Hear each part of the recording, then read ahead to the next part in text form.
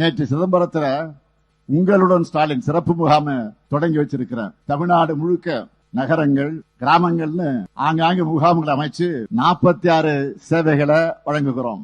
தமிழ்நாட்டின் கடைகோடி மக்களுக்கும் அரசு துறையினுடைய சேவைகள் திட்டங்களை அவங்க வசிக்கக்கூடிய பகுதிகளுக்கு அங்கே போய் வழங்குவதுதான் உங்களுடன் ஸ்டாலின்ங்கிற திட்டத்துடைய நோக்கம். இதுல மிக முக்கியமானது என்னன்னு கேட்டீங்கன்னா, கலைஞர் மகளிர் உரிமை தொகை. எனது அன்புக்கும் பாசத்துக்கும் உரிய தாய்மார்கள் சகோதரிகள் 1,14,00,000 பேருக்கு இதுவரை மாதம் 1000 ரூபாய் உரிமை தொகையாக தரப்பட்டு வருது. இதுல தகுதிகளில் சிலருக்கு கிடைக்கலன்னு கோரிக்கைகள் தொடர்ந்து வந்தது.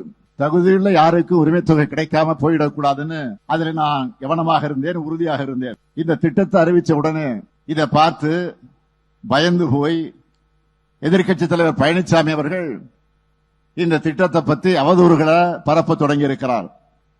அவரே போதும், இந்த திட்டத்தில் எத்தனை சேவை இருக்கு, என்னென்ன செய்ய போறோம் அப்படிங்கிறது சொல்லி இருக்காரு.